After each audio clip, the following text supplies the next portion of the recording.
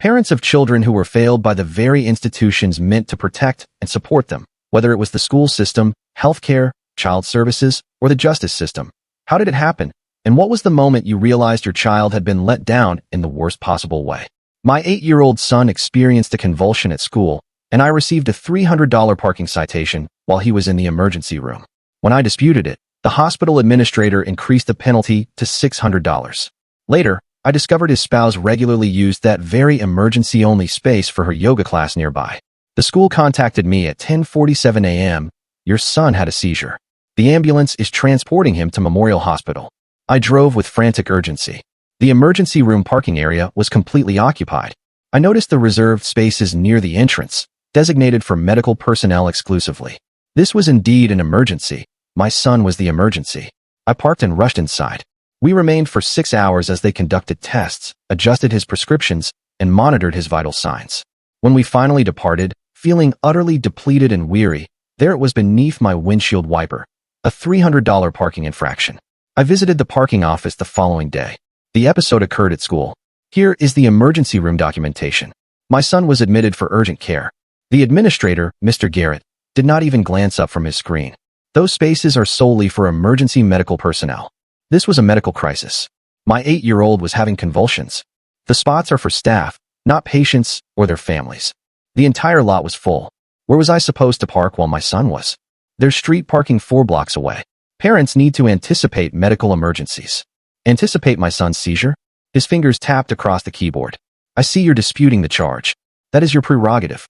However, baseless challenges result in doubled penalties. Baseless. My son was in the emergency department. The regulation is clear. By disputing this valid citation, you are consuming administrative resources. Fine elevated to $600. I departed trembling with indignation. $600 for parking while my son was undergoing a medical emergency. This was the same medical facility I had frequented for years. I even recognized the names of all the parking attendants and occasionally brought them pastries. 2 days later, I returned to the hospital for my son's follow-up appointment. Arriving early, I parked on the street 4 blocks away, like a diligent adherent to rules. Walking past those hallowed reserved spaces, I observed something. A silver Lexus in the emergency medical staff spot, lacking a hospital parking permit, with a yoga mat visible in the rear window. My son was the one who pointed out the bumper sticker, chuckling. It stated, "Namaste at Bliss Studio." Bliss Studio was literally adjacent to the hospital. I allowed my son to play Fruit Ninja in the car while I waited to see who it was. 20 minutes later, a woman in designer athletic attire emerged from the yoga studio, entered the Lexus, and drove off. I sensed she looked familiar, and upon returning home, I conducted some investigation into the license plate. The vehicle was registered to Jennifer Garrett. Mr. Garrett's wife was utilizing emergency medical parking for her morning yoga. I documented this for a week, every Monday, Wednesday, and Friday. 9 a.m. yoga class, emergency medical parking spot. Sometimes she would remain parked there for hours, enjoying coffee after her session. The subsequent hospital board meeting was accessible to the public. I brought my photographs, my son's medical records, and my $600 penalty notice. During the public comment period, I rose to speak. 2 weeks ago, I was assessed a $600 fine for parking in an emergency space while my son was experiencing seizures in your emergency room. Mr. Garrett informed me those spaces are sacred, that parents must plan ahead for medical emergencies. I held up the first photograph. This is Mrs. Jennifer Garrett's Lexus in that identical sacred spot. Next photo. Here she is entering the yoga studio next door, not the hospital, the yoga studio. The board members shifted uneasily. Every Monday, Wednesday, and Friday, while parents circle the lot, desperately seeking parking during their children's crises, Mrs. Garrett performs downward dog in a space designated for medical personnel. A low sound spread through the assembly. Other parents began to stand. They charged me $400 when my daughter fractured her arm, $250 for parking during my miscarriage. I had to abandon my premature baby in the NICU to relocate my vehicle. The board president attempted to restore decorum, but parents continued to vocalize their experiences. Apparently, Memorial's parking enforcement was infamous for its harshness. Mr. Garrett's complexion had paled. He attempted to exit through a side door, but a father obstructed his path. Where is your wife supposed to park for yoga, Garrett? 4 blocks away. Within a month, the entire parking enforcement system was revised. Complimentary parking for emergency room patients, grace periods for medical emergencies. I was elated, but I had no idea Garrett would not allow me to escape so easily. And it was not long before she revealed precisely what affluent individuals conceal. 2 weeks later, I was sifting through mail when the official correspondence arrived. Child Protective Services. My hands quivered as I tore it open. A formal inquiry had been initiated concerning an incident where my son was left unattended in a vehicle. The date aligned perfectly. The day I had allowed him to play Fruit Ninja while recording Jennifer's car. I drove to the pharmacy, my thoughts racing through potential reactions. The CPS meeting was in 3 days. I needed my son's seizure medication refilled regardless. Standing in line, I sensed someone approach closely behind me. Too close. Jennifer Garrett's voice drifted over my shoulder, sweet as tainted honey. She peered at the prescription bag the pharmacist was preparing. Leviticum 500 milligrams. That's a significant dose for such a young boy. You know, stress can provoke seizures in children, especially when their mothers are preoccupied with personal grudges. My body stiffened. How did she know his exact prescription? I spun around, my voice escalating before I could control it. You contacted CPS about me. You're attempting to, ma'am. The pharmacist appeared concerned. Other patrons moved away from us.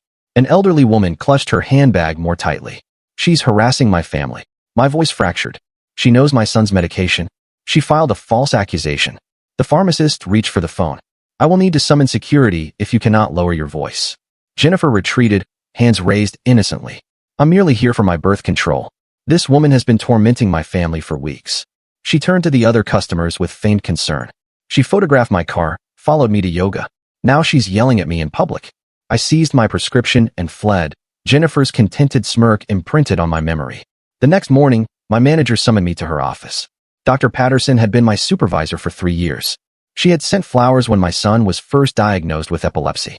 Now, she could not meet my gaze. I'll be direct. Mr. Garrett's brother-in-law serves on the hospital board.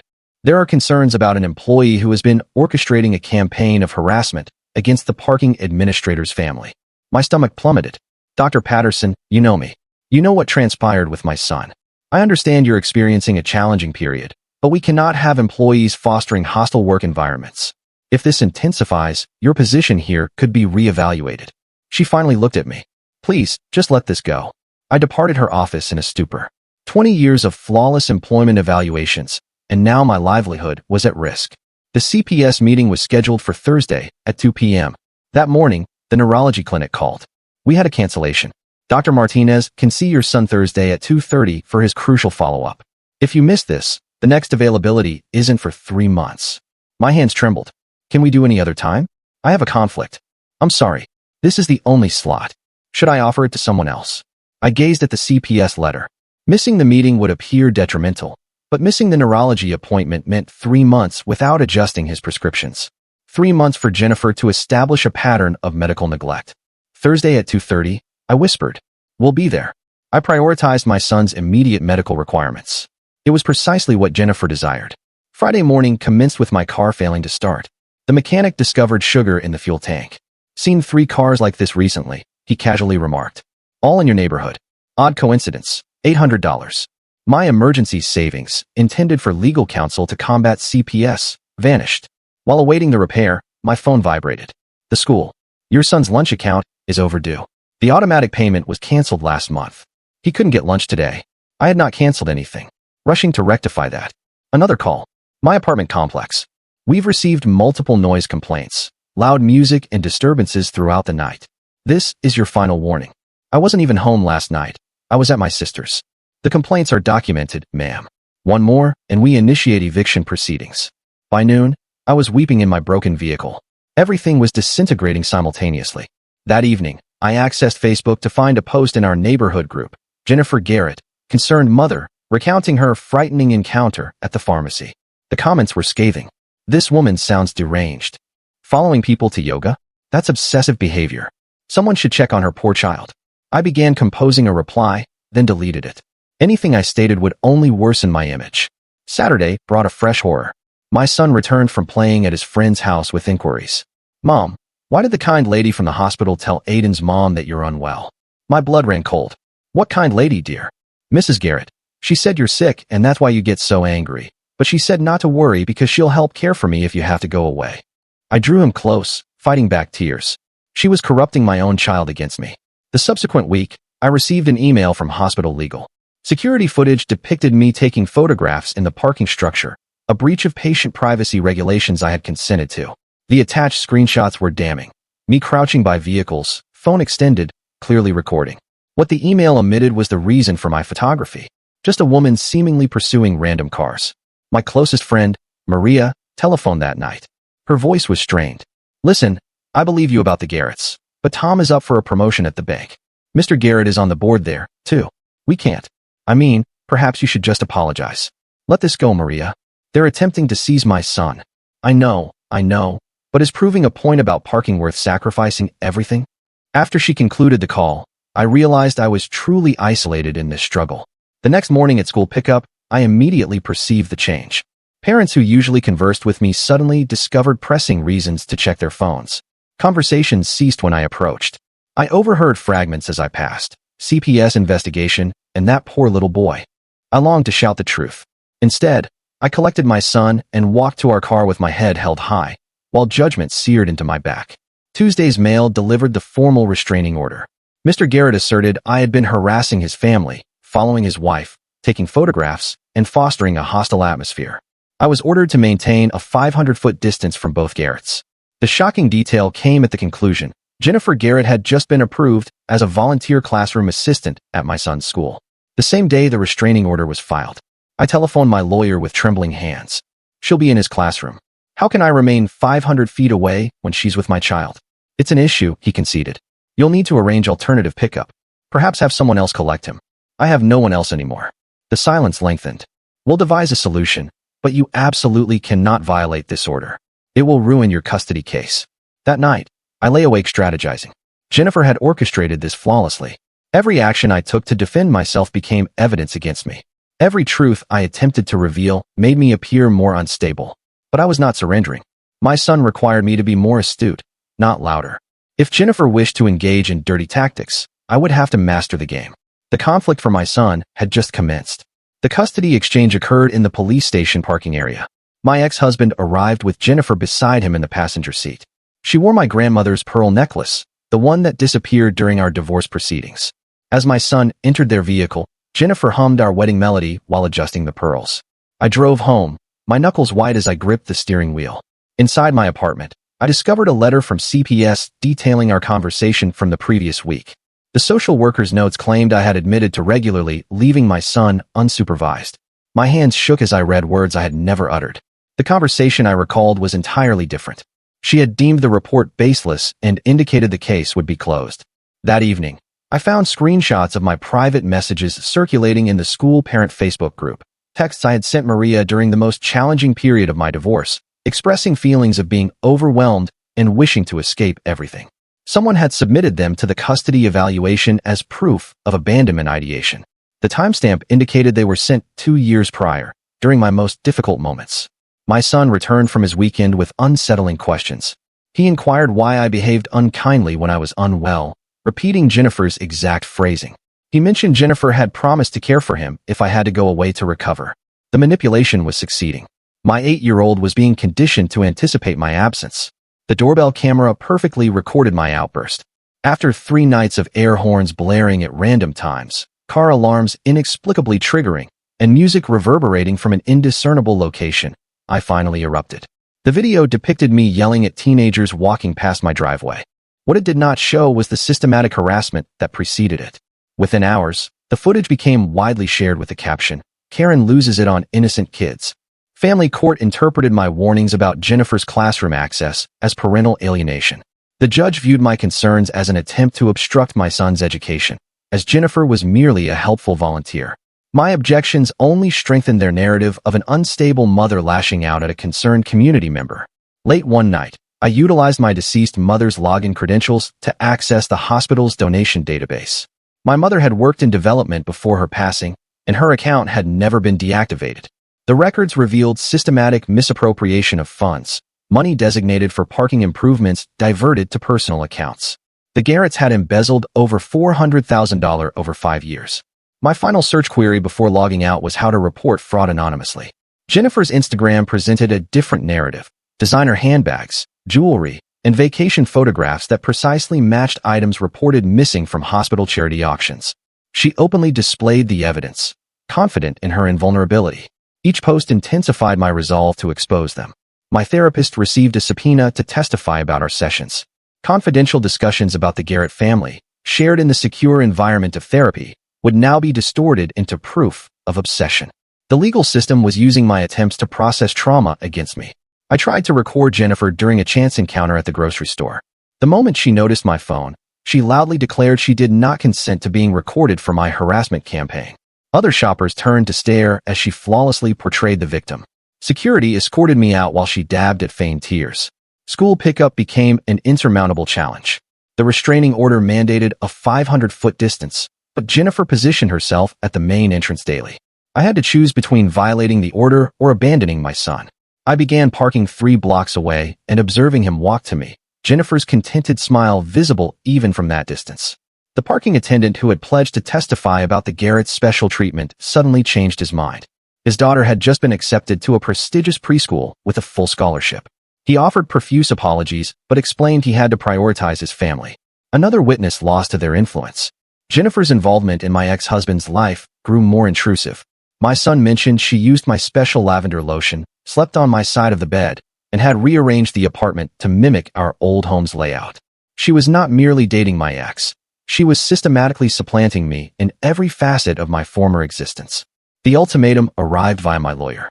Jennifer offered to assist with the CPS case if I publicly apologized for misinterpreting the parking situation and acknowledged mental health difficulties affecting my judgment.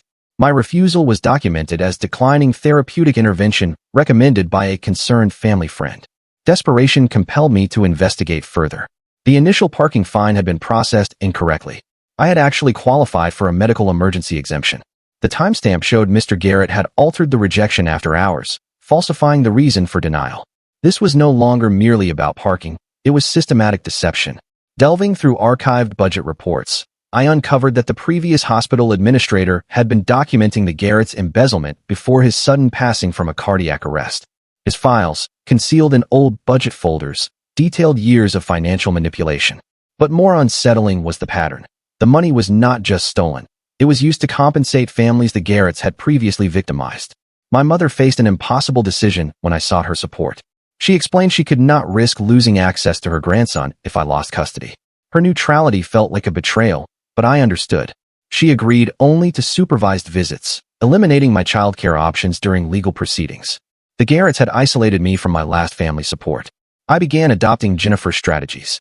I volunteered at the senior center where her mother played bridge, spending hours discussing gardening and recipes before subtly guiding conversations toward Jennifer's past. Gradually, I built a connection with the lonely woman who divulged more than she realized about her daughter's troubled history. The hospital's donor database still listed me as an emergency contact for several accounts. I downloaded everything I could before Mr. Garrett discovered the oversight: financial records, donor communications, audit reports. The evidence of embezzlement was overwhelming, but I acquired it unlawfully. A new participant entered the custody dispute. My ex-husband's girlfriend, not Jennifer, but someone else entirely, filed for custody, asserting she could provide the stability my son required. The two-way conflict became a three-way war, further fragmenting my resources. The call came during a legal meeting. My son had suffered a convulsion at school. With everyone contending for custody, no one was listed as an emergency contact. He went to the hospital alone in an ambulance while I rushed from the lawyer's office. The incident was documented as medical neglect in my CPS file, a mother too engrossed in legal battles to ensure proper emergency care. Legal expenses consumed everything. Credit cards were maxed out, while Jennifer retained the city's top family lawyer using misappropriated funds. The financial disparity rendered fair representation impossible. Justice, I learned, was a privilege. The confrontation at my son's preferred restaurant was meticulously planned. Jennifer arrived with my ex-husband, loudly expressing apprehension about my son's well-being within earshot of staff and patrons. My son recoiled in his seat as strangers stared. The manager requested our departure. Another secure environment ruined. My employment termination arrived via email. Excessive absences for personal legal matters rendered my position untenable.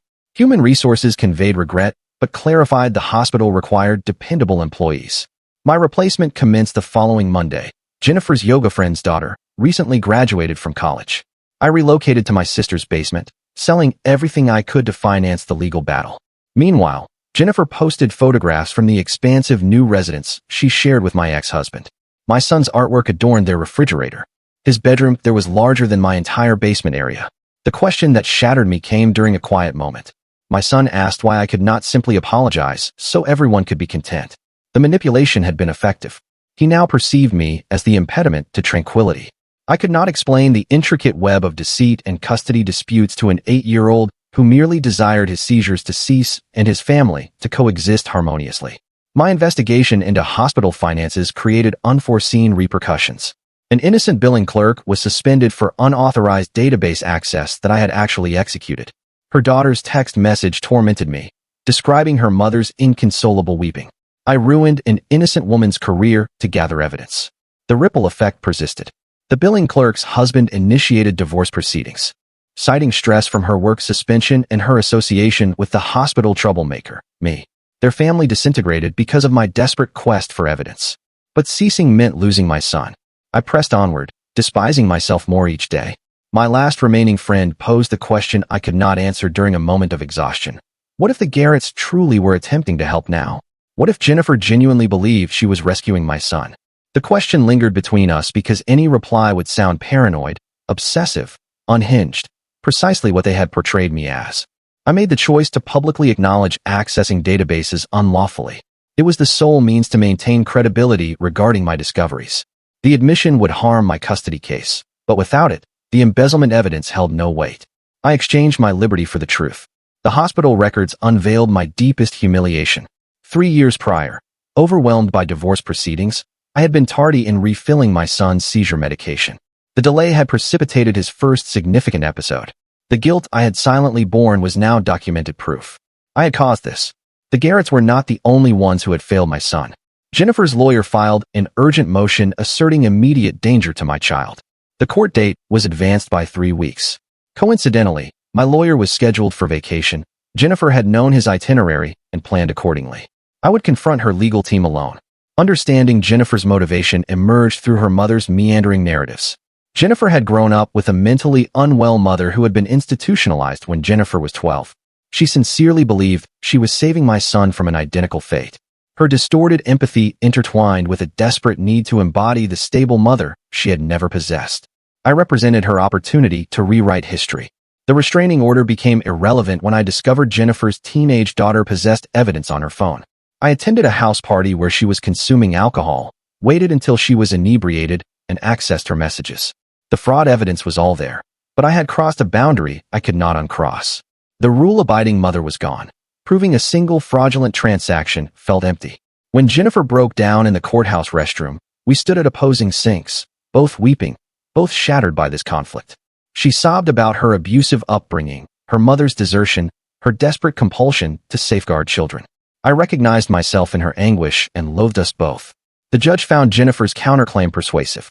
My documented preoccupation with her family, the illicit database access, the stalking behaviors, it all depicted a dangerous fixation.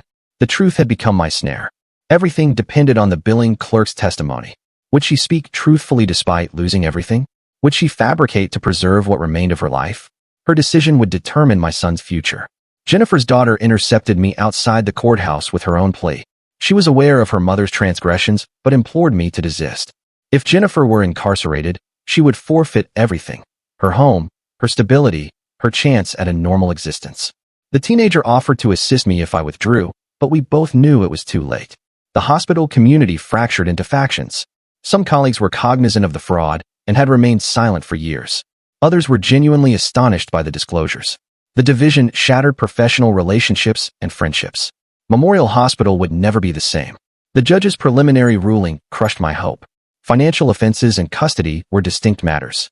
Proving embezzlement would not guarantee retaining my son.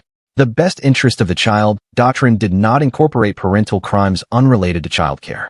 Jennifer could be a thief and still be deemed a suitable guardian. I requested my final favor. My late mother's friend had audited hospitals before her retirement. She owed my mother her career and consented to examine the financial records. Her forensic analysis confirmed systematic embezzlement, but fear of losing her pension prevented her from testifying. Another witness provided evidence, but not a sworn statement. The analysis revealed another layer of deceit. My ex-husband had been aware of the Garretts' schemes from the outset. He had remained silent in exchange for Jennifer's assistance in gaining custody. His treachery ran deeper than the affair. He had weaponized our son for monetary gain. The evidence existed in his email drafts, never dispatched, but meticulously composed.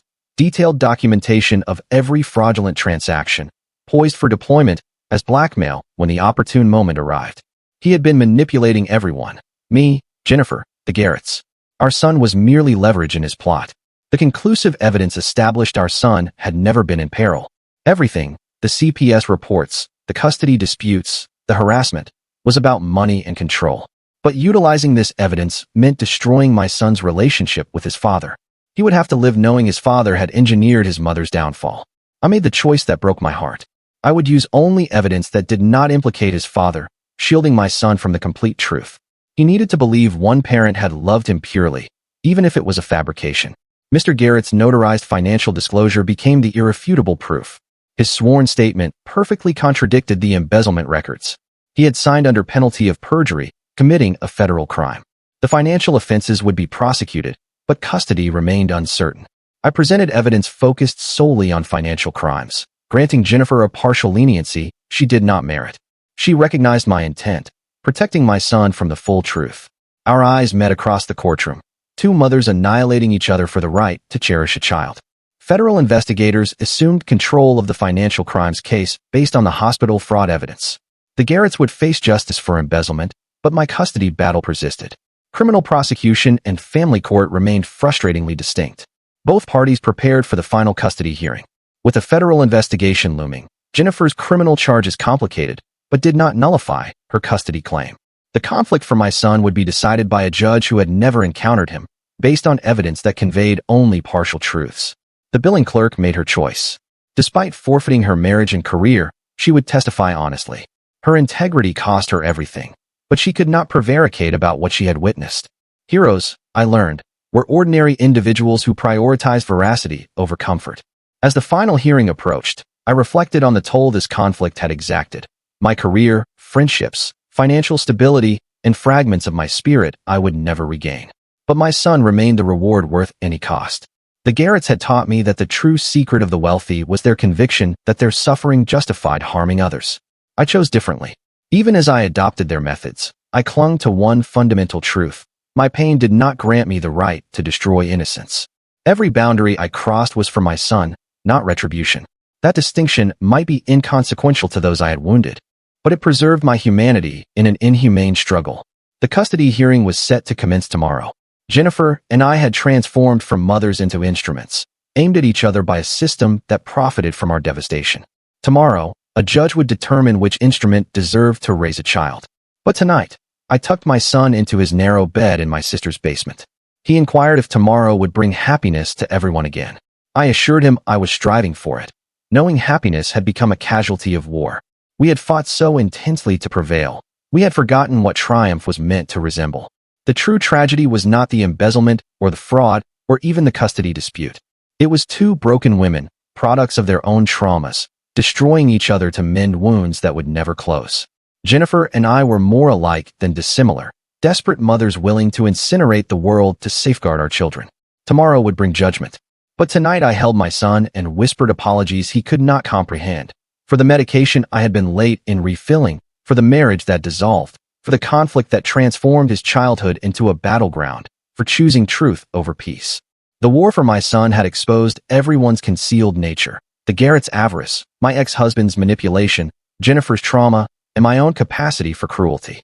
Rich or poor, we all harbored secrets. The sole distinction was the extent of collateral damage we could afford to inflict while safeguarding them.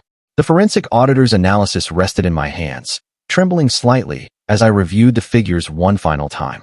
My ex-husband's email draft indicated he had meticulously documented every fraudulent transaction, awaiting the perfect moment to capitalize. The evidence presented a clear scenario.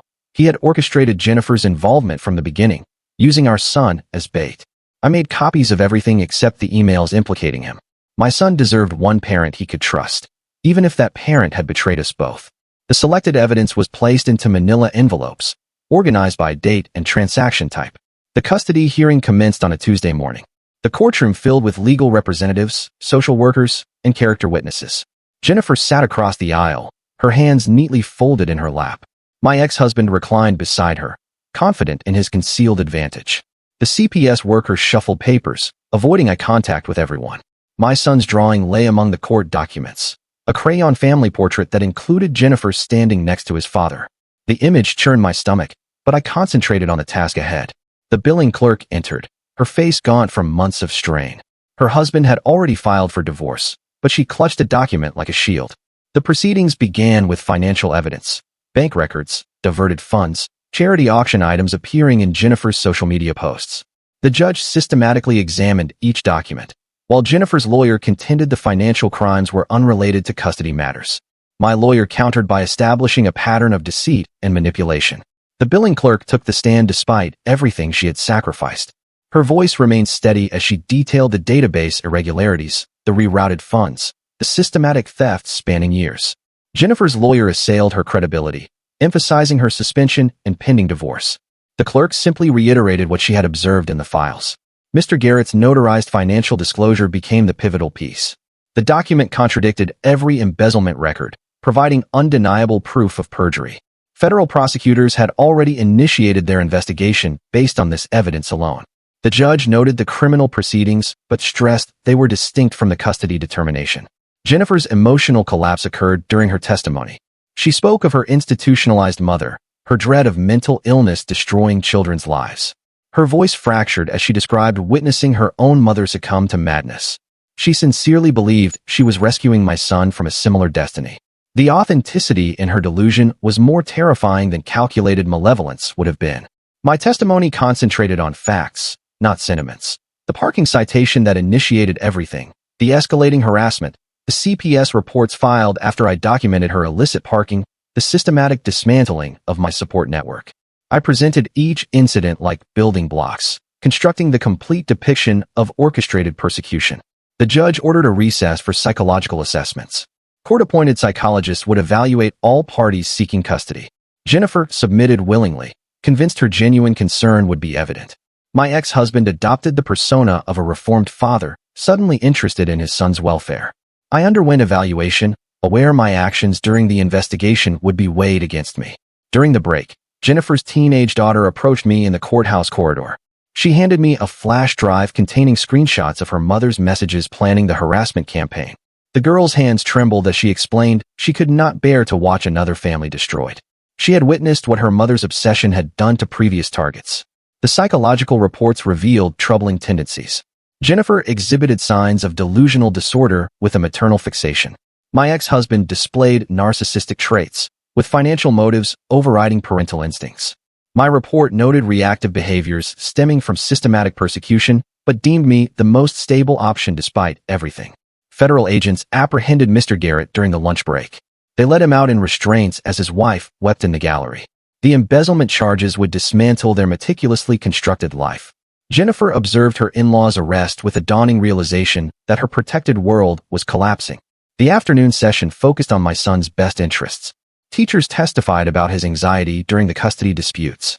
Medical records indicated increased seizure activity correlating with the stress.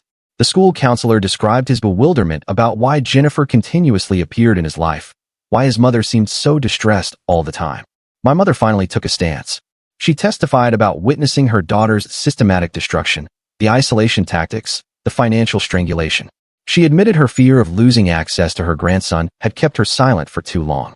Her testimony held significance as a neutral party who had observed everything. The judge's deliberation extended for 2 hours. When she returned, her expression revealed nothing. She commenced by acknowledging the intricate web of offenses surrounding the custody battle: financial fraud, harassment, false reports, privacy violations. Everyone involved had transgressed legal boundaries.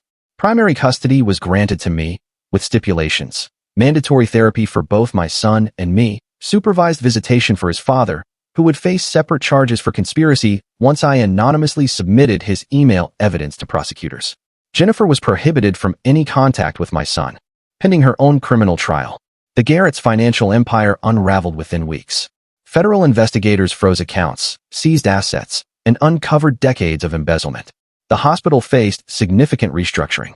Dozens of employees who had remained silent about suspected fraud found themselves under investigation. Jennifer's mental health evaluation led to court-ordered treatment. Her sincere belief that she was rescuing children did not excuse her actions, but it provided an explanation. Her daughter moved in with relatives, finally liberated from her mother's destructive patterns. The cycle of trauma had created another fractured family. My ex-husband's blackmail scheme spectacularly backfired. Anonymous tips led investigators to his email drafts, exposing his conspiracy with the Garretts. He had intended to extort them after securing full custody, using our son as leverage for a substantial payout. The evidence I had shielded him from eventually surfaced regardless. The billing clerk secured new employment at a smaller clinic. Her integrity during the trial had impressed several healthcare administrators who had followed the case. Her husband proceeded with the divorce, but she had chosen truth over convenience and could accept that decision. The hospital parking system underwent a complete overhaul. Complimentary emergency parking, grace periods for medical crises, and an independent review board for violations. The alterations arrived too late for my personal struggle, but would benefit future families. Minor victories held importance in conflicts with no true victors. My son's convulsions gradually stabilized as his stress diminished. The therapy sessions helped him process the confusion of adults contending over him. He ceased inquiring about Jennifer, stopped including her in family drawings. Children adjust more rapidly than adults, establishing a new normalcy amidst turmoil. The financial restitution hearings protracted for months. Embezzled funds were traced, assets liquidated, victims compensated. I received a settlement for wrongful termination and harassment, sufficient to re-establish stability, but not enough to erase the damage. Money could not repurchase lost time or innocence. Some Memorial Hospital colleagues reached out with apologies. They had known something was amiss, but feared reprisal. The culture of silence had facilitated years of fraud. The hospital implemented whistleblower protections, essentially closing the barn doors after the horses had bolted. The parent community remained divided.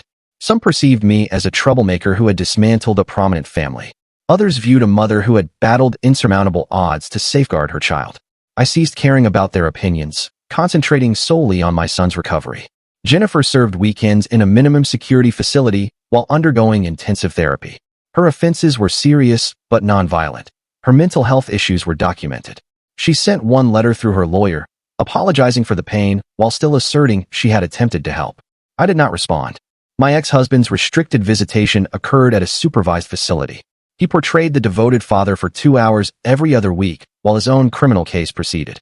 My son enjoyed the visits, but no longer questioned why daddy could not return home. Children learn harsh realities through experience. Rebuilding necessitated deliberate choices. I found part-time employment at a nonprofit assisting families in navigating custody disputes. The compensation was modest, but the objective was clear. My experience became a guide for others facing similar challenges, though none quite paralleled the surreal escalation of mine. The parking lot still triggered anxiety. I would park lawfully, feed the meter compulsively, and document everything. Some wounds become enduring reminders of battles endured. The apprehension of authority figures misusing power would never entirely dissipate. 2 families from the parent group became unexpected allies. They had witnessed the harassment, remaining silent out of fear, but testified when it mattered. We formed a support network, understanding born from shared experience. Not quite friendship, but something essential. My son played at the park on weekends, his laughter untainted by adult complexities. He had survived a conflict he never chose, bearing scars he could not yet comprehend. My role was to minimize those scars, to construct something stable from the wreckage. The Garrett's residence was sold at auction. Jennifer's and my ex-husband's home followed suit. Material representations of their constructed life vanished into legal fees and restitution. The wealth built on others' suffering dissolved into court-ordered disbursements. 18 months after that initial parking citation, I watched my son pursue butterflies in the park. His medication properly managed, his world stabilized, his trust slowly re-establishing. The conflict had concluded not with triumph, but with survival. Sometimes that is enough.